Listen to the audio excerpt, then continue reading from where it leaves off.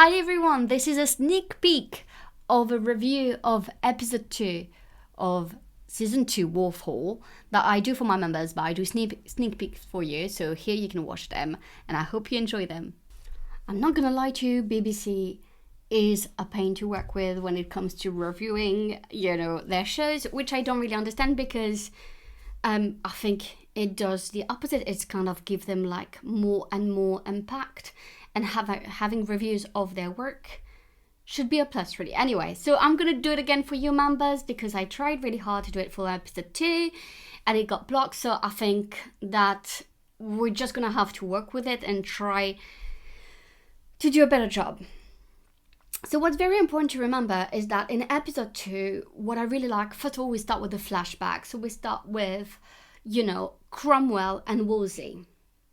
And now I think it's very good to do it this way because season 2 is about the fall of Cromwell.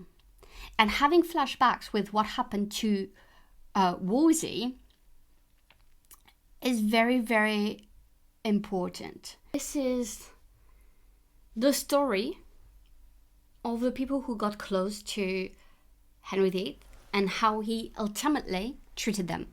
There's this big debate that in 1536 he had a very bad fall in January 1536 that caused some problems in his brain, and that somehow he was a good king before that and then he became a tyrant. We're in 1529 here. There is just no way that this man just became a tyrant, just became a monster. He's always been. And the fact that Wolsey himself says, now I feel like Catherine, I feel cast off, yet still I love him. So Catherine felt the same way, Wolsey felt the same way, Anne Boleyn's going to feel the same way, Cromwell is going to feel the same way.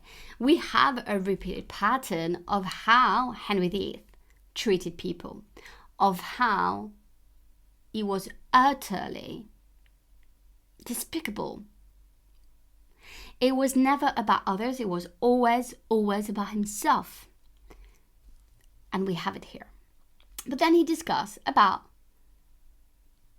Margaret, like Lady Margaret, and the fact that, it's his niece, and she's a daughter of his sister, Margaret Tudor, and she's a big prize because at the minute, she's very, very close to the throne. Her cousin, Princess Mary, is still cast off.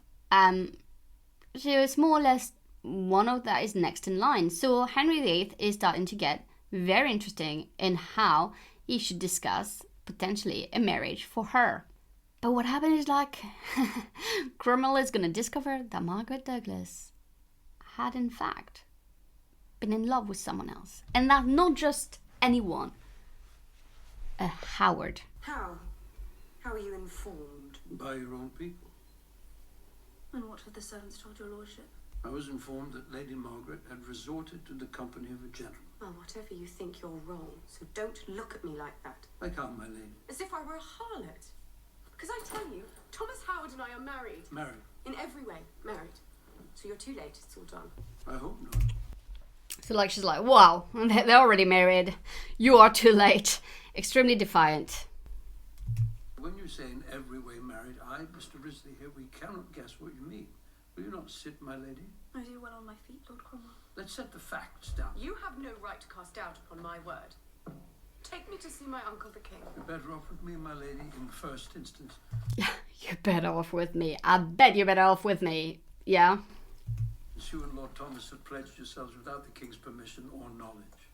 The date of your pledge What does the date matter?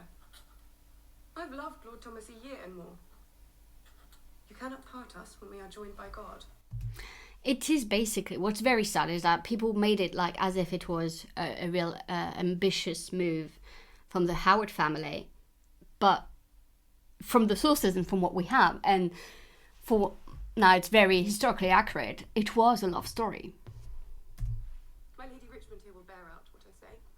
She knows all. Had it not been for her help, we should never enjoyed our bliss. You kept watch for them, my lady. Witness to their pledge.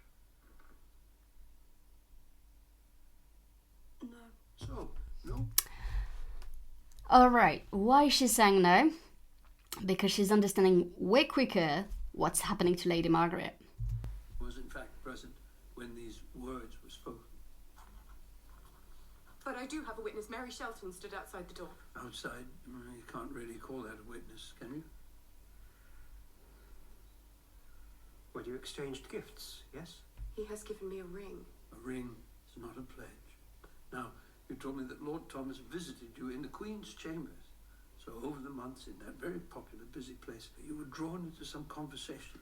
Lord Thomas, who admires you, quite naturally, he said, "My lady, if you were not far, far above me and intended by the king for some great prince, I swear I would beg Yes, not." that is exactly how it was, Lord Cromwell. Yes. Okay. And what's annoying is that in that scene he just plays the good guy, but we also know that he's one that enabled Henry VIII's tyranny. I would beg your hand in marriage. Now you said, of course you did, "My lord, I am forbidden you.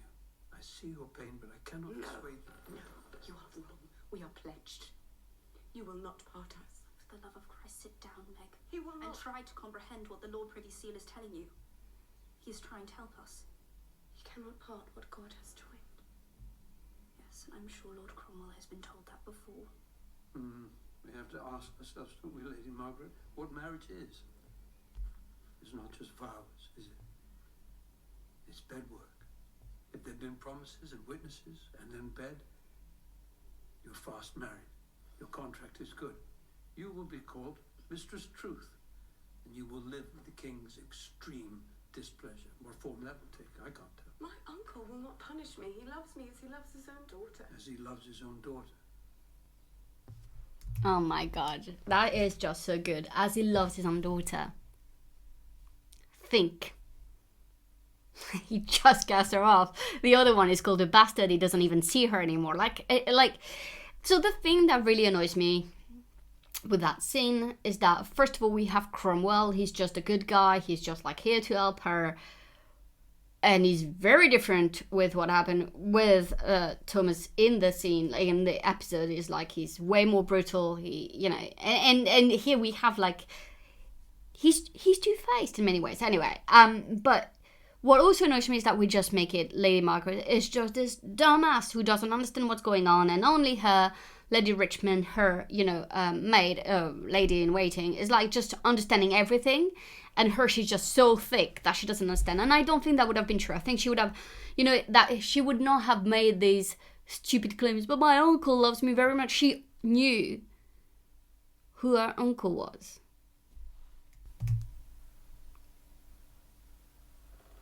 No, my marriage is not a crime. Not yet, but I'm sure it will be.